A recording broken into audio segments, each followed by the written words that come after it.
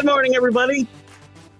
Welcome to Jack and Keith's Weekend Playbook right here on TGI Sports Talk and the McGrath streaming podcast project. Look how good I'm getting at that. You can see our new logo, our new Mac logo up in the right-hand corner to honor our former comrade, Mac McGrath, and we think about him a lot. So we're glad to do that going forward. And we welcome in our co-host this morning, live from Florida now, Boxing Hall of Fame writer and all-around sports guru, Jack Hirsch. Good morning, Jack. Hey, good morning. And Keith, my allergies have to get adjusted, coming out here, breathing in the air and all. And so if I had a coughing attack before the show, but I'm good now. I'm a big game player, Keith. You turn on the bright lights. I'm ready to go. Jack ready to go. No complaints, no excuses. You are what your record says you are, and that was said by the most favorite people in all of sports. Let's not get him first off the bat here. He's in the bar when he wanted to talk football, for those who don't know. Yeah, affectionately referred to as a fat bastard by me. So anyway, welcome everybody on Facebook, YouTube, Twitter, wherever you might catch us. Catch some of our favorite groups. Allow us to share at the bottom of the screen, scrolling all the time. And there's dozens and dozens others. So anyway, we got a lot to talk about. We'll start last night's game. Listen, Thursday night game have not been terribly exciting. It feels like this game, it looked like the Rams were going to just had total control of this game, and Seattle in the fourth quarter just kind of bounces back, and the Rams looked inept, but that Seattle defense, I think, really buckled down the fourth quarter. Sam Darnold, we'll see if he gets – this is the kind of the monkey on Sam Darnold's back, right, is these games, and didn't play great until late in that game, I thought, turned the ball over a couple of times. But it's how you play at the end and whether you come out a winner or not. Great game, big win for Seattle. I think just a fun game to watch. Well, a great win for Seattle, but who this game hurts a little bit, believe it or not? The Carolina Panthers, because they have to play at Seattle, and Seattle's now protecting home field advantage and getting the bye throughout the playoffs. So it makes winning for Carolina a bit of a long shot, meaning that if they lose to the Buccaneers this weekend and then lose to Seattle, and the Buccaneers beat the Dolphins, who are going to be starting a rookie quarterback, Quinn Ewers, against them when they play, the division's all over by the time they get to the final week of the season. But that's another story in itself. But Sam Darnold, remarkable comeback at the end. Mike McDonald gambling on the two-point conversions and succeeding with them. If he hadn't, we would have been talking about why he didn't just kick the extra point. No gamble, though. The last one, look, the first one was not a gamble. They were down 16 points. They had to go for it. Or down 8 points. They had to go for it. The reversal was, I don't think I've ever seen that. I don't think there's an argument. I think it was the right call. When you throw the ball backwards, it's a fumble. It's that simple. I saw a lot of social media this morning saying, the referees again. I'm like, it's the right call. Sorry. And fun play. The second one, though, to win the game, a tie did not help Seattle. A tie was not going to help them in this division race, and McDonald knew that. So there was no reason to play for a tie or give the Rams the ball back again. So gambling there, I think, was the right call for sure. And I think we're at the point of the season now where the top teams are really playing this like it was a playoff game, going all out, holding nothing back, because they want that bye. Because that bye doesn't only give you home field advantage throughout the playoffs, and home field only means 2 games. Right. You only have to win 2 games at home, and you're in the Super Bowl. You're so close to getting to the Super Bowl by getting this bye, and getting this bye means you have to win 2 games instead of 3. And you don't have to play on the road, and it's the best possible situation. And you kind of don't want to let the bye get away, because especially late in the season, you let the bye slip away, and it's not the same. It's not the same. Look at Sam Darnold's Vikings last year. They lose to the Lions the last game of the season. So instead of getting a bye and going into the playoffs, all of a sudden, they have to play the extra game, and they don't win that game, and it's over. He, this Rams team, Stafford played like the MVP candidate he is for 3/4 of this game, but he did not look good in that fourth quarter, and a lot of that was a Seattle defense. But he looked more like Sam Darnold than Sam Darnold did in the fourth. Yeah, but we know what Stafford's about, and I'm going to tell you, if any team has no concerns about playing on the road, it's the LA Rams, because for them, home field isn't that much of an advantage with the Los Angeles Ram, home base. They're not exactly the most rapid home base. So I think the Rams are fine playing on the road, but losing this game means they're probably going to have to play an extra game in the playoffs, win 3 games instead of 2 if they hope to go to the Super Bowl. But, it's crowded over there. I mean, the Philadelphia Eagles, let's see what they do this week. Big game.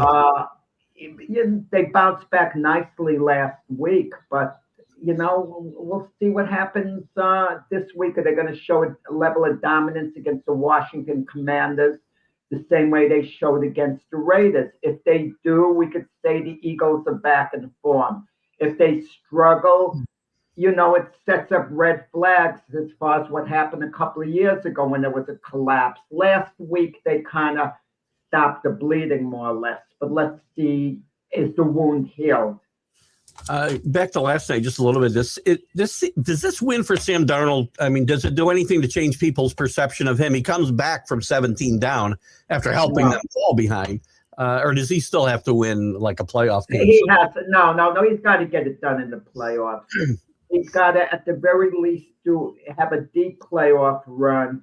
And if his team if the Seahawks don't go to the Super Bowl, you can't point to Sam Darnold as being a reason. You just can't do it. It's kind of a little similar, and I'm not putting him in this category as far as Aaron Judge went. Aaron Judge has been struggling in the playoffs all the years. Yankees got eliminated by the Blue Jays, but at least Aaron Judge isn't the reason. He played well.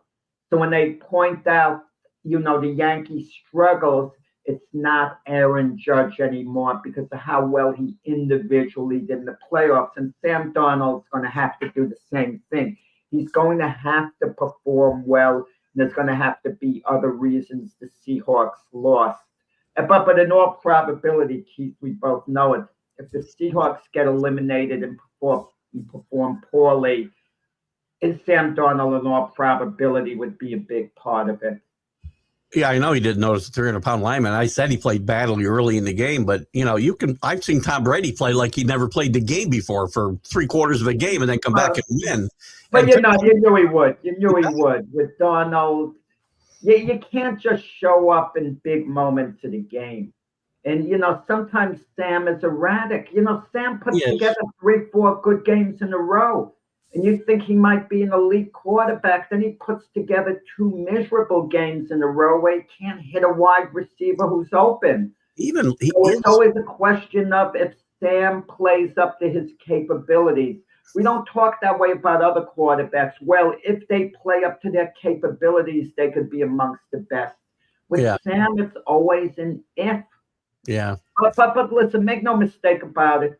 He will be back with the Seahawks as their franchise quarterback next year. They have an option to move on, and they're not going to take it, unlike the Vikings, because the Vikings had J.J. McCarthy in the wings. They had a lot invested in him, and at most they would have had Darnold come back for 1 year, and they didn't even want that. They could have franchised Sam Darnold for 1 more year, the Vikings, but they didn't want to pay that type of money, and they didn't even want to invest the 1 year in him. His footwork is kind of scary when I watch him sometimes. It seems like his feet are always moving. Even on the 2-point conversion at the end of the game, his feet are like bouncing around everywhere. But you get this feeling, and then we're going to move on from Sam Darnold. Of all the experienced quarterbacks, and what is this, his 7th, 8th year in the league, he's still learning. Yeah. Usually when a guy's been in the league this long, he's about as good as he's ever going to become. And no, don't misunderstand me. You can always improve no matter how many years you're in the league. You can tweak things. But I mean, Sam is, when he's out there, he's like a second-year quarterback where you feel he's still learning, and you wonder how much upside he has left. Agreed. These were two big plays by Shaheed last night, too, by the way, the punt return and then the catch. Matthew Stafford's fine. I know he's occasionally a little erratic, but I trust Matthew Stafford, come playoff time. Sam Darnold, I'm not as sure about. Once we get to the playoffs, we'll probably do a little segment where we rank the quarterbacks and who we trust, right? It'll be a trust ranking. Yeah. Sam Darnold's going to be – I'm sorry, not Sam Darnold. I just thought of something funny, too, by the way. Matthew Stafford's going to be near the top of that ranking, for me anyway. We'll see how it goes. The thing that I started laughing about was Herb Street last night called Sam Darnold Sam Bradford at one point. I don't know if you heard. Very late. Sam Bradford, who I hate to call the guy a bust. Let's say he was a disappointment at QB. That came out of nowhere. I don't know what the heck he was thinking about when he mentioned Bradford. Unfortunately, he does conjure up memories of Sam Bradford once in a while. Yeah. Yeah, and you're right, Rick. I mean, we have to see what he does. I think this is a big victory and helps him down the road in a big moment. No. My point is this. I don't mean to take away from the magnificence of the Seattle Seahawks comeback, but what do people remember at the end of the season the majority of the time? How a team winds up. I mean, you're the worst one with that, Keith, in sports. With the Yankees in particular, they have a 94-win season. You're happy the way they're playing at the end of the year, and then they get eliminated in the playoffs, and it doesn't count for anything. That's the mentality of sports fans. You leading the way. I'm spoiled. That's why I get it. Spoiled, and the championship. People are spoiled. I mean, I don't know how the fan base in Seattle is thinking or fairness. They've overachieved this year. That's a great question. Coach of the year in the NFL. I know you're partial to Mike Grable, and with good reason. But the job Mike McDonald is doing, I'm not sure of the coach of the year. That's a heck of a race. And then you have Carl Shanahan with the 49ers. He's done a great job. Under the radar job. Ben Johnson with the Bears. Jaguars. Peyton. The Jaguars, Liam Cohn there. Yeah, absolutely. I mean, there's been some great coaching jobs. But you know what the problem is? 1 year from now, a couple of these teams who are overachieving might not do so well, and these coach of the year candidates could wind up on the hot seat all of a sudden. We didn't even mention Ben Johnson, who's got to be leading candidate. Ben Johnson, great job so far. Great job. I didn't hear you. I apologize. One more thing on this game, because I can't go without mentioning it, because he becomes a distraction at some point. Sean McVay was pissed off last night in his post-game comments, if you had watched any of it, because all he was asked about for about 10 minutes was Nakua, because Nakua, again, texted right after this game was over. He can't stop texting this guy. First, he's on social media talking about the referees. He did a dance last week that was offensive to the Jewish community. That he says he didn't know about it. He offers a non-apology apology, because when you say if I offended anybody, I'm sorry. That's not an apology. The if is never good on an apology. I never like that. Listen, if he says he was unaware, I mean, I would take him at his word. Don't get me wrong. A lot of times you're unaware of certain things. I mean, I've made remarks about something that would be very normal to make that remark about 30 years ago. Yeah. And I hadn't talked about a topic in 30 years, and all of a sudden you make a remark and you're told, oh, no, that's socially offensive. And I go like, what? I'm not going to say what it is on the air. Like cause a controversy, but sometimes they genuinely are unaware. So people should forgive and take someone at their word. They're unaware, and forget about it. But no, if I offended someone, if people offended, don't say, well, if I offended you, then I'm sorry. Yeah. Say, look, I'm sorry. I was unaware of it. I apologize. And then, everyone should move on. I offend people. But the league is going to step in with this, I believe, a little, bit strongly with Nakua. There are things that I do and say sometimes that offend people. And most of the time I'm not apologetic because I don't feel sorry that I offended you. It was your problem, right? This is a little different. And when somebody tells you did something wrong and you want to acknowledge you did something wrong, you don't say if. You say, I didn't know. I'm sorry. That's it. Just say I'm sorry. Don't put these ifs in there. But he's got it. But he throws referees under the bus again last night. in a quick text that he took down about, or I don't know if it was a text or a Twitter post or whatever it was, but he took it down right away. But well, still, what it could be, what might be bothering McVay, not the media asking him over and over. Sometimes a coach talks to a player. He has a heart-to-heart talk with him, and the player still acts up. He can't help himself. Listen, when I was coaching on some high school kids in the recreation league, there was one wonderful kid. He was a great kid, but he had impulse control problems. He would yell at the refs, and I would be reffing an intramural game, and he snapped at me. And when we'd sit down in the office, we'd talk him out. I suspended him a couple of weeks. He was a terrific kid during the suspension. He was always a great kid. First game back, I call a foul on him. He goes, "You incompetent jerk." And everyone in the gym looks at him. The kid says, I know. I can't help it. I'm trying. What are you going to do? But you have this the case with certain of these athletes. They just the impulse control. They have social media available to them. They didn't have social media years ago. Can you imagine what some of these athletes would have been doing with social media years ago? I can't even imagine. This guy, but they got to, look at, you should be worried about, you just lost a bad game. You should be worried about something more than tweeting 30 seconds after it's over. He was upset over the loss, I guess, to the game, whatever. So listen, there's certain other big football news. I've been traveling on the road for a little while. But I've been tuning into the news when I've had a chance, okay?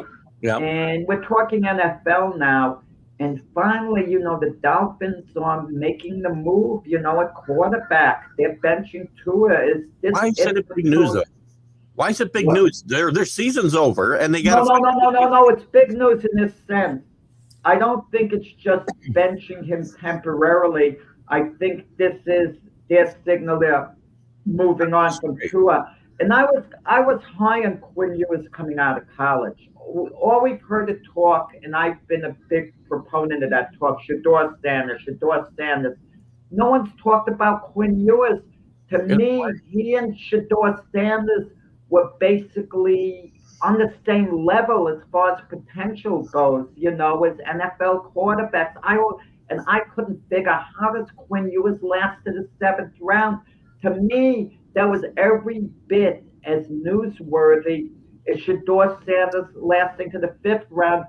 But because Shador has Dion as his dad, and he's more charismatic, let's say, to be interviewed. Shador seems to be a good kid. Don't get me wrong. He seems to be a good kid, despite, and Dion is Dion.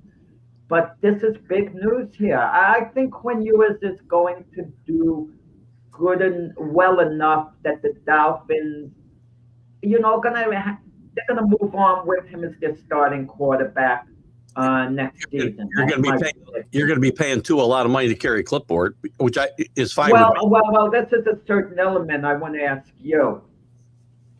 My Jets badly need a quarterback next year. And if they come back if Aaron Glenn comes back with Tyrod Taylor as his starting quarterback, I'm firing Aaron Glenn at some point, sooner rather than later, because say everything you want about, Aaron Glenn, and I want him to have this second year for sure. I'm not for firing him. But a lot of these moves made, you got to be held accountable. The Jets just moved on from Steve Wilkes as their defensive coordinator. He was Aaron Glenn's guy. I'm sorry. But Justin Fields, their starting quarterback, that's the guy Aaron Glenn wanted. And there's been other moves, giving Sauce Gardner all that money to make him a cornerstone of the franchise. But they traded him, so that worked out. But that could have turned out really bad. Yeah. Okay. He's made some questionable moves, but would Tua be a viable starting quarterback for the Jets? Because I haven't given up on Tua. Because I thought coming out of college he was an exceptional talent, and the only problem surrounding Tua was the injury factor. But with that said, I wouldn't gamble on Tua as my starter because of the concussion factor. One more concussion, I can't see how he could continue playing. The only positive for Tua this year is he didn't get hurt. He didn't play well. Performance now is an issue because he did not play quarterback well this year, and he didn't get hurt was the only positive. The thing about Ewers as well, you asked why he fell to the 7th round. I'm surprised, or 6th round. Was it 6th or 7th? Was it 7th? Seventh.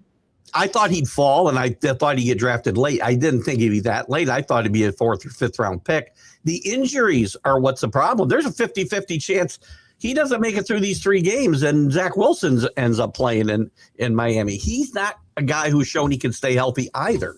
That's a problem with Quinn Ewers, and it will be until he proves otherwise. I think he'll probably win that job next year. If they were to compete for it, I think Quinn Ewers can win that job, but he's got to stay healthy. Wouldn't that be an amazing story? Zach Wilson sees the field and turns out to be a really good starting quarterback. And then you'd wonder about the Jets, with Darnold, Zach Wilson. They had guys like that, and it just didn't work. Yeah, Rick, the reason I wouldn't want to is because he's so close to not playing anymore. Well, he shouldn't be playing now with all his concussions. He really shouldn't be playing. But I haven't given up on Tua ability-wise. I just feel for whatever reason it hasn't worked out in Miami all these years. But he was a beast coming out of Alabama, I thought, an absolute beast. It's going to bear watching these 3 games and see how Ewers handles it and whether he can stay healthy, of course, as well. There's a good slate. And again, a lot of these games that I'm not going to talk about right today still have importance because, while the Eagles-Redskins doesn't feel like a great game, it's still important to the Eagles, right? But we got Packers-Bears tomorrow. We got Bucks-Panthers. We're going to find out a lot about the Jaguars going to Denver, I think, this week. Patriots and Ravens. Patriots need to straighten things out after last week's second half meltdown. You got 49ers-Colts. Some really important games. Matchup-wise, right? Good matchups. Yeah, very good matchups. As well as some other games that still will play into these playoff. Well, some teams need to win likely more than the others, I think, because of their positioning. Like you mentioned, the Panther-Buck game. I think it's a little more important, this game. It's definitely more important for the Panthers to get a 1-game lead because they got to play Seattle. Agreed. And the Buccaneers play the Dolphins. So if the Panthers win this game and lose to Seattle, and then the Buccaneers, beat the Dolphins, they'll be tied basically going into in all probability, going into the last game of the season against one another. It gives the Panthers a viable chance to win the division under that circumstance. But if the Panthers lose to Seattle and the Buccaneers beat the Dolphins and have a 1-game lead, I mean, the following week after this weekend, if the Panthers are 1 game behind the Buccaneers going into next weekend, the Panthers are in serious jeopardy of getting eliminated before the final game of the season. That's the point I'm trying to make. They've lost like 6 of their last 8 to the Bucs. I think this game is huge for the Buccaneers. I know they get to play them again and redeem themselves. This game, not as huge as they can be 1 game behind. I care about the match. Panthers in the last game of the season, and they got the tiebreaker. I don't care about the match. If they beat them at home, they win the division. Here's my point. If they don't win tomorrow, they're not beating them the second time either. Psychologically, this game is huge for the Buccaneers. Trust me, when push comes to shove, I know it's closer than I thought it was going to be. But listen, I'm not that fool. I said the Panthers would be 8-9 on the season. I've said they're 7-7, so they're trending towards 8-9. Yeah. If the Buccaneers are going to get it together when all is said and done by the end of the season, they're not going to be dreadful. It's dreadfully for 5 weeks. You told me that for 5 weeks, and if they don't win, I'm telling you, if they don't win this game, they may not win another game the rest of the year. Because I just want to remind you something, Keith. Your Patriots lost to a 9-7 Giant team that was 7-7 before winning their last 2 games, and they would have been 7-8. But Tony Romo missed a wide open receiver, and had he completed that pass, the Giants lose that game. They're 7-8. They never get in the Super Bowl. Who might the Pats have played if not for the Giants that year? Good question. We'd have killed whoever we played other than the Giants. Yeah, that probably would have been a Super Bowl, another one for the Pats. You never know how these things work out. I've said forever, that game. Well, I've tried to forget it. I can't. I think about it a lot. I say this all the time. There was no excuses. The Giants were just better that day, and I think the Patriots probably would be. They game planned perfect. That was a great game. When you're driving from New York to Florida, you think of a lot of different nonsensical things. And I was thinking of the Patriots a little bit of the way they're 10 Super Bowls. And I was thinking of Tom Brady in particular. The 3 games he lost, he was 7-3 in Super Bowls. 6-3 with the Pats. The 3 games he lost, and I know it's a team game. I put 1 loss on Brady, not the unbeaten season, because he put them ahead with 2 minutes and 6 seconds to go. He did his job. It was the defense that didn't hold. And the game they lost to the Eagles, let's forget the ball getting stripped. He played a great game. He really did against the Eagles. He was outstanding. The second Super Bowl loss to the Giants, they could have ran out the clock. Brady needed 1 or 2 first downs. 1 first down may have run out the clock, 2 definitely. He failed to execute, Brady. I got 2 words for you. No, I kind of put that on. If Brady was going to get upset, if he was sitting with me and I said, Tom, the only one I would get upset at, where you could put it on yourself, but you really didn't come through, was that second Super Bowl with the Giants, a failure to get a first down at the end that could have run the clock out. He hit a guy right in the numbers, and he dropped the ball. Wes Welker. Blame Wes Welker. It wasn't. Wait. Wes was a little off balance, as I recall. Wasn't he falling down to something? That wasn't an easy catch. I know they blamed Wes, but that wasn't an easy catch. He makes that catch 99 times out of 100. He catches that ball. Well, we remember the Jackie Smith famous play with Roger Staubach. At least us older guys do. Everyone blamed Jackie Smith, but Roger Staubach was being honest, even though they thought he was being humble by saying it was 50% me, 50% Jackie. And it really was 50% both. It was a low throw to Jackie Smith. Should he have caught it? Absolutely. Yeah. Was it a good throw? Not nearly as good a throw as it should have been. Well, now that you've wound me up about the 2 Super Bowl losses that haunt me, thank you, Jack. I appreciate that. You got one back by Pete Carroll's stupidity throwing the ball and not handing it off to Marshall Lynch. So you got one back. We lost 2 to the Giant fans, and I never will hear the end of it, ever. They could finish 0 forever for the rest of their careers, and those people will hold those 2 Sundays over my head forever, as they should. What else any other thoughts about the NFL before we move on to some other stuff? The NFL, a lot of good games. I mean, the schedule is going to be stacked, Saturday, Sunday games. We're at crunch time now, and it's, and tomorrow for the Packer-Bear game, I think we'll find out a lot about the Bears playing at home. This is a game. Indianapolis is, kind of hanging on by a thread here. So we'll see what Phillip Rivers could do, the rest of the year. I gotta say this. I keep reading all these great things about Phillip Rivers and how he led them to what? First of all, they lost. No, he didn't do anything. Couldn't throw the ball more than 6 yards. I could have thrown the ball further than he did. they're not going anywhere with this type of offense. Agreed. They're done. I don't think they're going to win another Well, game. they're going to try to get Jonathan Taylor going again. He, after being phenomenal for most of the year, the last 3 games or so, he's been just another guy. They got to get Jonathan Taylor going with the running game. And, let's see what Phillip Rivers. He has one more week of practice. What concerns me about Phillip Rivers, at his age, you talk about getting in football shape. You don't get in football shape in 2 weeks. It's a whole training camp. That's why guys need a couple of months at least to really work hard, conditioning and everything. And so we'll see. Listen. His arm is shot, Jack. His arm is shot. I'm not sure about that. I'm not sure about that element.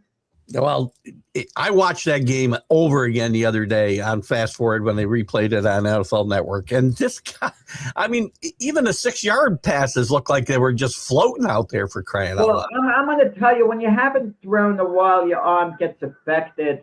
I was out jogging and there's a ball field and the ball went over the fence. And I'm close by the fence, so I want to fling it hard and wide over the fence. And I don't, and the ball barely gets over the fence. And I said, like, what? I could throw the ball, like 100 feet. But my head is from 25 feet. The arm strength isn't there. What's your 90 years old? Hey, Michael, how you doing? Michael, Happy New Year, happy holidays to you over at the UK. I'm sure you're going to watch Anthony Joshua tonight over at the UK on Netflix. Talk about time frames. We complain about East Coast, West Coast, but Anthony Joshua, Jake Paul comes on approximately 10:30 tonight Eastern time. So that would be 7:30 Western time in the United States. In the UK, it's like 3:30 in the morning. Oh, it's like 5 a.m. to watch. It's a guy, Anthony Joshua, about 3:30 in the morning. Their fight will come on. No, it'll be 5 a.m. if it starts at midnight, so he can have his. That's Florida. Please, my apologies to ignore these birds that are quacking over there. I'm waiting for them to fly away. Oh, I wonder what that was. It's going to be. We'll talk about the fight in just a second. With the NFL, one other game I definitely wanted to touch on quickly was Jags and Broncos. If the Jaguars go to Denver and win this game, are we finally going to say this is a good football team? Because I'm saying it now. I changed my tune with the Jags. I think this is a different Jaguar team. It's a legitimately decent team that's well coached. And I think Trevor Lawrence, while not one of the better quarterbacks in the NFL, is really trending in the good direction. I know he's a win. Going into this season, I said Trevor Lawrence was maybe a little better than average quarterback. I'm now calling him a good quarterback. I'm not calling him a very good quarterback, but I'm calling him a good quarterback. Different increments we could rate quarterbacks on, and I think he's hit the category of good. So he's a good quarterback, and you can go to a Super Bowl with a good quarterback. And I think the Jags are legitimate contenders. Really do. Legitimate contenders now. I think if they beat the Broncos, I think everyone else jumps on board. But I think even if they lose to Denver, I think they're legitimate unless Denver blows them out. If Denver beats them 37-3, I'll just throw my hands up and say same old Jags. So you're always one game away from another great coaching job they didn't mention. Liam Combs done a great job there, turning that franchise around quickly. So be interesting to see. So some fun games. No, they were never that bad, that franchise. Wait, let's hang on. They were kind of always like disappointing. Well, they had it down here last year. Yeah. They were always like on the disappointing level because we kept waiting for them to take the next step, and they never just quite, got there. Well, you had to be bad because you got the number 1 pick in the draft one year. You're drafted high 3 of the last 4 years. They were bad last year. And they're doing it this year without Travis Hunter. He's done for the year, right? Or is he done for the year? He can come back. Did they put him on? I think they put him on the ability reserve. Yeah. He could come back, I think, in week 18, possibly. But they didn't seem to know what to do with Travis Hunter while he was in there, because they made a commitment to him, because Travis Hunter made it clear, I don't want to be drafted unless I'm going to play both ways. He made it clear. So the Jaguars, if they drafted him and said, no, you just play one way, now you have discontent. Yeah. You want your players to be happy, if they're potential stars. But to my way of thinking, a lockdown cornerback is a little more valuable than an elite receiver. That's just my way of thinking it, but some people are going to disagree. I still think he'll play more cornerback than he plays wide receiver as his career goes on. I think he's that good. I kind of have that feeling, too. But they'll play him enough at wide receiver that he won't be unhappy. And there's nothing wrong with that, because he could be a heck of a wide receiver. Yeah, well, he probably found out this year that it's a little different playing every snap of every game on both sides of the ball in the NFL than it is in college, where it's still hard, by the way. Well, when you don't play these games, maybe you're just relieved to see the field and just be transitioned. Yeah. Into either offense or defense, whatever they decide to play him at. Let's transition into it's starting. The clock's getting away from me here. College football. We get to the playoff here and some games that matter, because these bowl games have been just like I'm sorry, I can't watch. But we got some important games, and we're going to make straight out picks, you and I, and talk a little bit quickly about each game. Starting tonight with Alabama and Oklahoma, two very polarizing teams, because I don't think either one of them belong in this playoff. But two good defenses, an offense in Oklahoma that is pathetic, and Bama has had some struggles recently as well. Bama's lost their last two games. They have lost their last two games. They're traveling to Norman, Oklahoma for this game. I like Alabama in this game, though. I don't like this offense of Oklahoma at all. I'll go with Oklahoma. Something about Bama, they've kind of lost their edge in a way. I know they lost their opener this year, and then they fooled people by going on the run that they went on, and now it's kind of cooled off. I'm going to go with Oklahoma there. All right, we're on different sides there. Tomorrow at noon, the game I'm waiting for, and my wife is waiting for even more. She's a huge Hurricane fan. Miami goes to College Station, plays Texas A&M. This is going to be a really good football team. Both of these teams have a horrendous road if they want to win and get to the final. It's a horrible road to travel, but it starts here. Listen, Miami's got a lot of talent. And on game day, they've not showed up a couple of times when it really mattered. I think Mario Cristobal is a really good recruiter and a good practice coach. He's not a great game day coach, but I'm going to take my Hurricanes because I can't pick against them, or I'll get kicked out. You believe in Carson Beck finally? If Carson Beck plays well, they'll win this game. If he doesn't, they'll lose similar to probably in horrible fashion the way they did at Louisville, would be my prediction. Yeah, I'm going to go with Miami. Something about Carson Beck. I see him being the most intriguing player coming out of the draft this year. The most intriguing.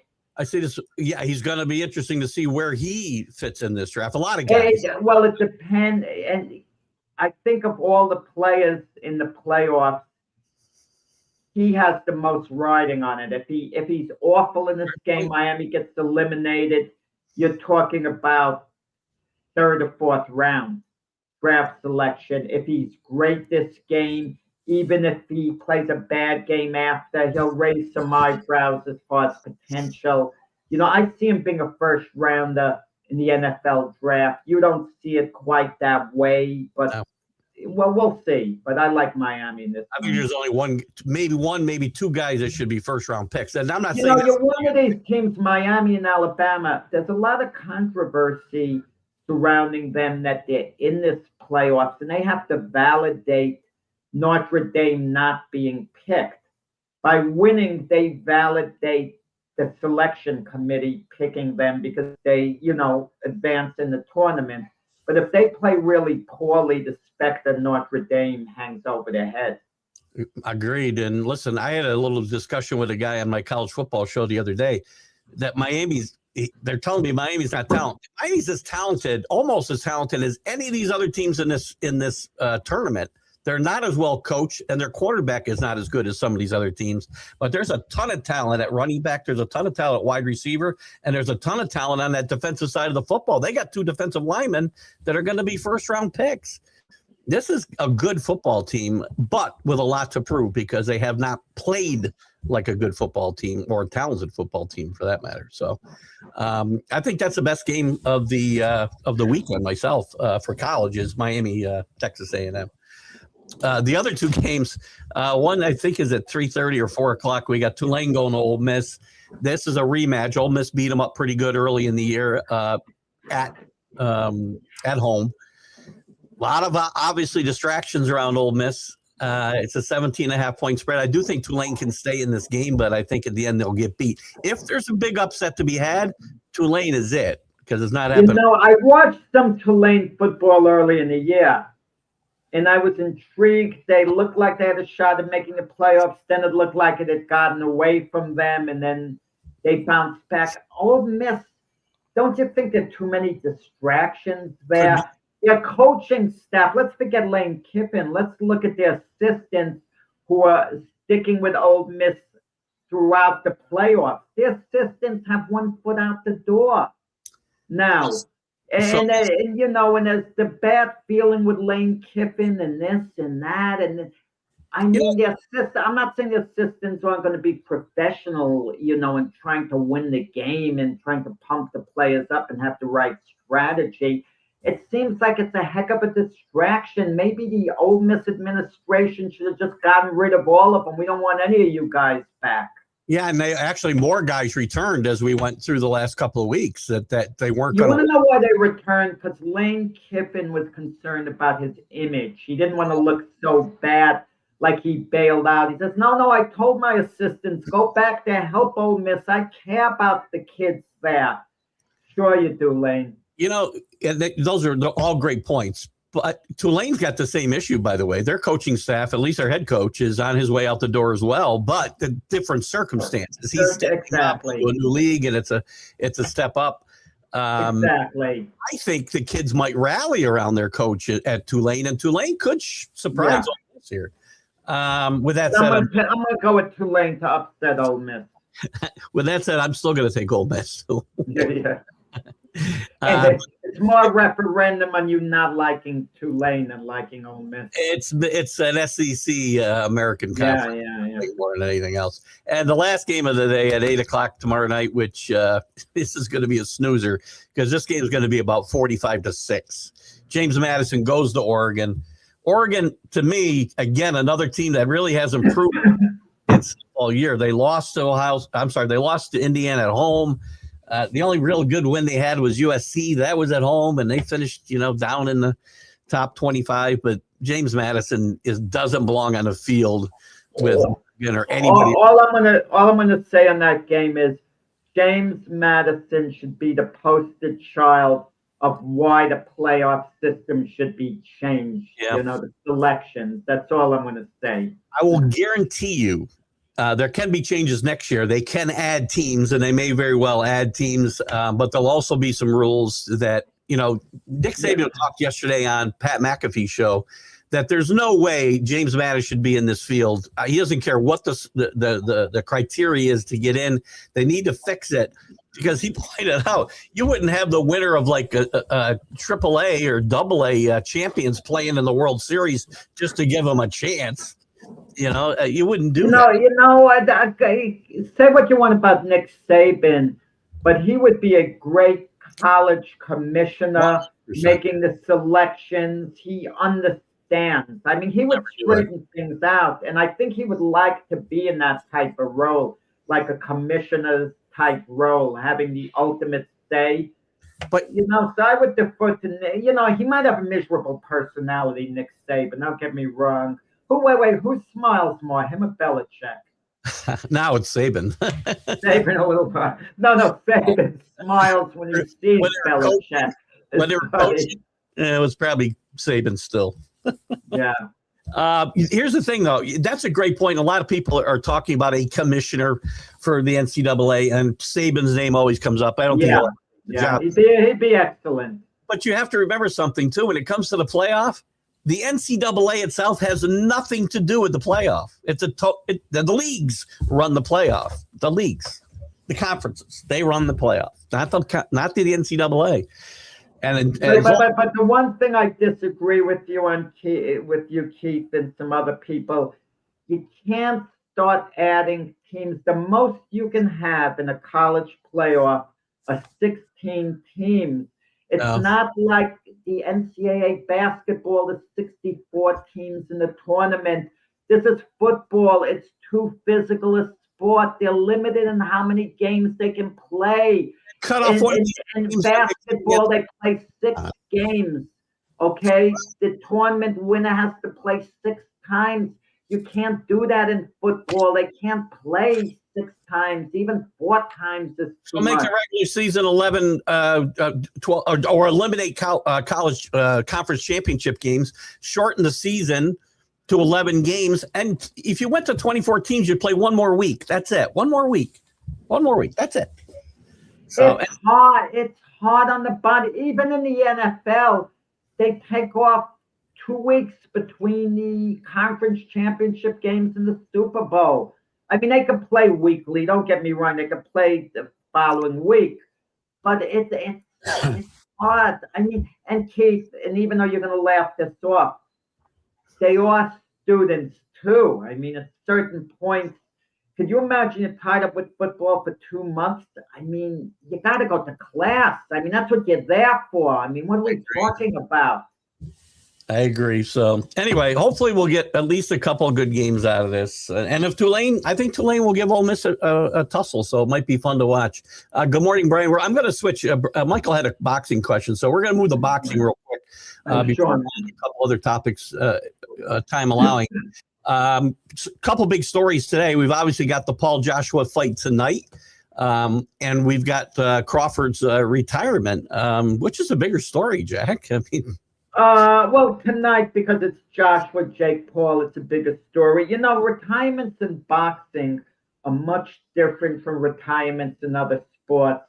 When an athlete retires in another sport, yeah, he could come back. Look at Phillip Rivers, for example, who came back, but that's an exception to the rule. Wouldn't be allowed to fight. It's an exception to the rule if a guy stays retired, if he retires while he's still a top fighter. But in Terence Crawford's case, I kind of have a feeling it's going to stick unless he changes his mind in the next few months, because the money might be so great. If Jake Paul somehow beats Anthony Joshua and calls out Terence Crawford, Crawford will say, wait a second, I could get $150 million for fighting you. That's easy money. I think he comes back, he takes it, because what a joke this is going to be to him. But otherwise, I see Terence Crawford, you know, I see him staying retired. I really believe he will. Of all the past fights, who's the best fight ever for Razzmatazz, immediate smarts? Well, that would be Ali. I mean, Muhammad Ali. That seems right. I mean, who tops Ali in that regard? Technique-wise, Ali's technique was unorthodox in his prime, moving his head back, but no one compares Ali for Razzmatazz and media smart. I have to give Michael credit for getting Razzmatazz into a comment here. That was well done. You're old school, Michael, to use that term, Razzmatazz. I like that. What about tonight's fight? I mean, Anthony Joshua's too good, too big, too strong, too advanced. I mean, he's going to win. Jake Paul has only one way of winning this fight. Anthony Joshua does have a questionable chin. Anthony Joshua might be past his prime, probably is a bit. And Jake Paul does have a good right hand that does have power. If he finds Anthony Joshua's chin with, his most explosive punch he could throw, it's conceivable he could hurt Joshua. And if he hurts him, who knows what happens? Maybe stops him. There's always that that long shot chance. Okay, you know what I compare it to? I'm going to put it in football terms, Keith. Okay, this is Josh. One play, and Jake Paul has the ball on his own 45-yard line, and he has to throw in the end zone. One play, break free, throw a Hail Mary. Chances of it succeeding are very small, but they exist, and it does happen. That's about his only chance. I mean, but Anthony Joshua should stop him. A lot of people feel in one round, as soon as he hits him, I think he's going to bust him up. It'll take a few rounds. He'll bust him up, beat him up. I think Jake Paul's a tough kid. He'll hang in there, and the referee will have to save Jake Paul. So is Jake Paul's a real fighter to you? If he loses, he's a legitimate. To me, he's a legitimate fighter because he's been sticking with it. But the problem is he's met one legitimate fighter early, Tommy Fury, and he actually lost that fight. And Tommy Fury's no more than a club fighter. Yeah, he beat a faded Julio Cesar Chavez Jr., who is a disgrace as it is. But it was a legitimate win. The fight with Mike Tyson, your eyes roll. Was it legitimate? Maybe it was, but, that's a 58-year-old man. Joshua, listen, I agree. If Joshua's in form and he wants to crush Paul, he is going to crush Paul and probably beat him within a round. But Jake Paul is improving a little bit, and Anthony Joshua's gone back a little bit. I don't think Joshua's going to show an urgency. I think Joshua isn't going to mind stopping him in a few rounds. It's not going to be a big deal to Joshua that it goes 3, 4, even 5 rounds, as long as he gets Paul out of there. Rick, I'll come back to your question, and also Michael, I'll come back to your question. That happens. He gets beat, gets crushed. I mean, where does he go from here? How does Netflix and how they continue to sell Jake Paul as a legitimate event, a Jake Paul fight as a legitimate event when he hasn't beat anybody, and he's the two best fighters who are not good fighters today? It's entertainment. That's all it is. It's a joke. Look at Ryan Garcia. Ryan Garcia is hyped. It's one of the big stars in boxing. Let me tell you what Ryan Garcia has done recently, his last 2 fights. He fights Devin Haney. After the fight, it's discovered he was on steroids. Yeah. He fails the drug test. He didn't make weight. He cheated by not making weight, basically. So he gets suspended a year. His first fight back from suspension, he loses virtually every round to Rolly Romero, gets beat badly, and Rolly Romero's not a world-class fighter. He loses his first fight back badly. Next fight, title shot. He gets to fight for the title in his next fight against Mario Barrios, who's the weakest title holder you could find, as weak a title holder as possible, because they're trying to get Ryan Garcia back in the mix. And because Garcia's a big name, Garcia gets rewarded for losing a fight badly, and his last fight and the fight before that for being caught on PEDs, he's being rewarded. That's the joke of a sport that we're talking about. It feels like we're talking about the WWE here and not. That's what it is, basically. They're real fights that are great to watch. I get that. Don't misunderstand me. But tonight, even though it's entertainment, there's a little intrigue, and I'm going to tell you a little bit of intrigue involved. It's not for title. Anthony Joshua's not a champion. There's nothing wrong with making the fight. Jake Paul has paid his dues in the sport, in the sense he's been working at it a while. If Jake Paul loses badly, who might they want to match him with? I don't know. There might be some big name out there or something. Alexander Usyk, he wants to fight Jake Paul. But listen to this, not boxing, in the octagon. The heavyweight champion of the world wants to change his martial arts sport and fight Jake Paul in the octagon. So that's kind of cool in a way. Yeah, and now Mayweather and Tyson might be going at it in the next exhibition. 226. We're hearing that. I mean, why are people paying to watch this stuff? I mean, well, it's Netflix. I got better stuff to watch than that. You need to be licensed. Again, anyone can get licensed. Don't you have to get licensed each time? Paperwork. No. Everyone gets licensed. The only time a fighter might run into a problem getting a license, well, age-wise, it'd be a problem. You have to see a commission. They're going to be reluctant if you're like 60 years old to try to get licensed. And otherwise, you could always get your license. Just about it. Rick, you could get a license for boxing. Go into the, a commission and just show you've been working out in the gym and tell them you have an amateur background, a license. Yeah. Unless you're fighting Jack, don't do it, Rick. I'm gonna just. Anyway, anyone can get a license. Yeah, just about it. Well, tune in for that tonight. Listen, some other news while you were driving. Well, I don't know if it was while you were driving. The Knicks win the NBA Cup. Yeah, this I don't know what even to call it. Creation of Silver, the commissioner of the NBA. Does this matter? The Knicks say they're not going to hang a banner like the Lakers did, and I say don't. Who cares? Who cares about the NBA? No one cares. The banner. I mean, you look at the Lakers hung a banner. LeBron James going to say, "I've won." He's won 4 NBA championships. Is he going to say, "I've won 5"? No, it's not a championship of any kind in my mind. What's it called? The Commissioner's Cup or what the heck are they called? The NBA Cup. NBA Cup. Who cares? Yeah. It's stupid. It is stupid. No one gives a darn. Listen, while you're playing during the season, it could be a fun little thing.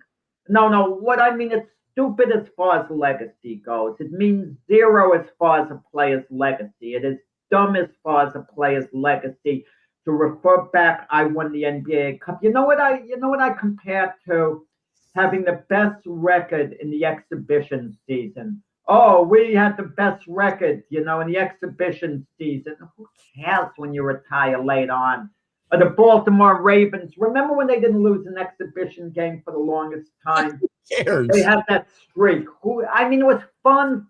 At the time it was happening, it was a little bit fun. It was a little bit fun. But as soon as it's over the streak, who gives a darn? Do you think John Harbaugh coached one game thinking, "Oh, we got to pull this out to, No. You think about no. If you've won 25 exhibition games in a row, and you have a chance to go for 2-point conversion to win it or whatever, you think, you would want to keep it going because it's fun at that moment. Quarterback in to try to win, come back and win a game or something. The Knicks have fun. It's a nice in-season accomplishment, but I'm going to tell you something. If the Knicks don't at least go to the NBA Finals, the season's looked at as a failure. Knicks, they have to at least win the East this year. They cannot point out, well, we won the NBA Cup. No, you're right. That is not going on your resume anywhere, I don't think. Now, that said... No, listen. You know who it can mean something to, Keith? A team that has no realistic hope of winning the NBA championship. Like one of these dark horse teams that just barely, get in. Yeah, like the Memphis Grizzlies. Oh, we won the NBA Cup at least. At the end of the year. Okay, maybe you could point to that. Good sell that to your fans. You're going to sell that. A bone, I mean. Jeez.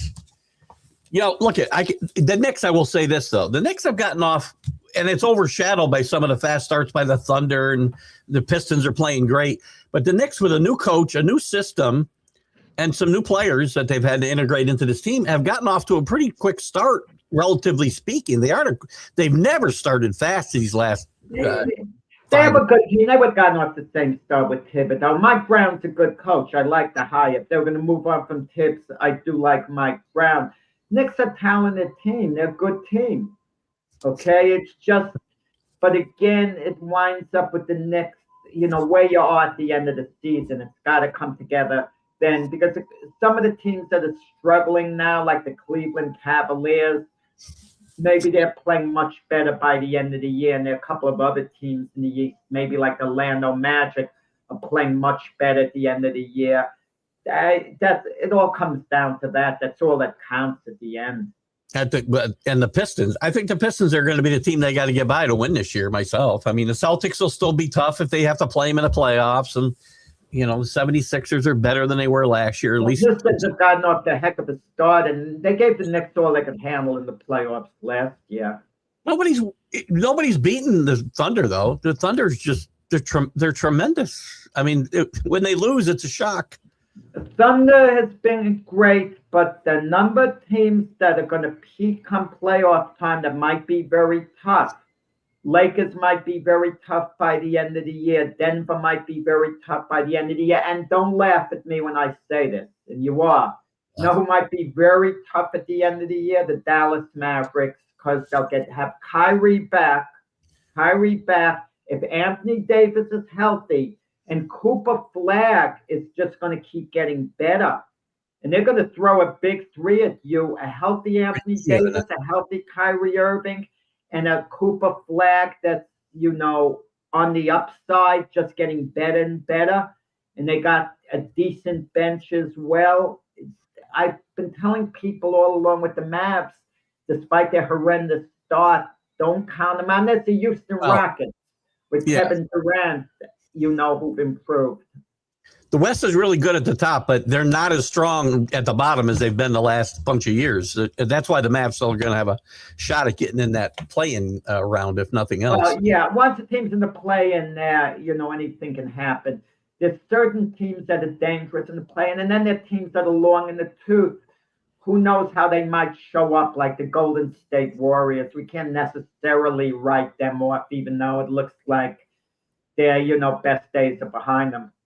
Good morning, Flo. Good to have you with us. What's Flo got to say here? Banner, like a small banner, like when you win every year, you win add another to the same banner. I just don't care about it. I don't care I don't care about it either. Cup stuff is a gimmick, a commissioner's gimmick. It's to add some juice to the season, have an in-season tournament, have a little fun with it. Listen, it's fun while it's going on. Don't get me wrong. What I meant to say, it means nothing legacy-wise for a team or, a franchise. I don't want to play we won the NBA Cup. It doesn't mean anything for the guy's legacy. It's fun during the season while you're playing it. It gives you it adds a little juice to the games as they're going on. That's all it is. Nobody tuned in to see that because it was the NBA Cup. I can tell you right now, they still count as regular season games too. That is Mac's silhouette, by the way, Rick, that Brian had put together, and he's put together some new intros for the show and promos for the McGrath Streaming Podcast Project, which is what National Streaming Sports is now being rebranded. And Mac's silhouette and his is there. And why do we have to use the word project? Well, it's hard. That's 4 words to remember. McGrath Streaming Podcast.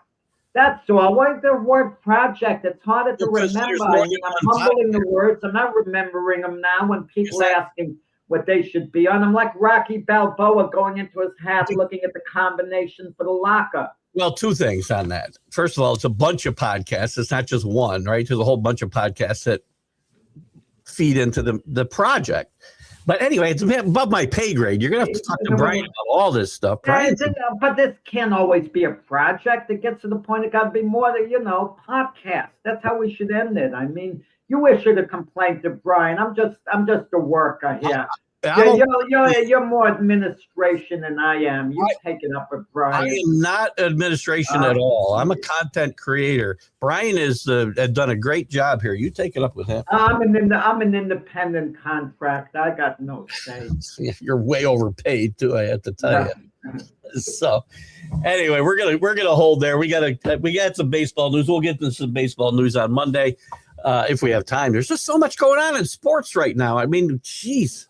In February, we'll be looking for stuff to talk about, for crying out loud. So just Michael King, the 3-year, $75 million contract. We got to talk to Linda. Linda's got the final approval. Great. Yeah. Listen, no. I just said I love anything to honor Mac, I'm all for. The word project, I have a little fun with that word. Brian should be. Thank you for tuning in today, Michael, for sure, and all of you. I will say this: I spend all day now. You talk about riding to Florida and things pop in your mind. I spend all day going McGrath streaming podcast project. It's hard to say a bunch of times. But I'm getting there, Brian. I'm getting there. So give me some credit there. Anyway, guys, thanks for tuning in. We'll be back on Monday to wrap up the weekends. Going to be a lot of stuff to talk about Monday as well. Jack will be on tomorrow with the debate show. I'll be on Sunday with the Stream of Consciousness. And another fun weekend in sports. Hope you all enjoy it. Jack, thank you so much. Good luck to Jake Paul tonight. Josh won 4 rounds. There you go. Joshua in 4 rounds. You heard it here. Go make a bet. See you guys. Bye-bye.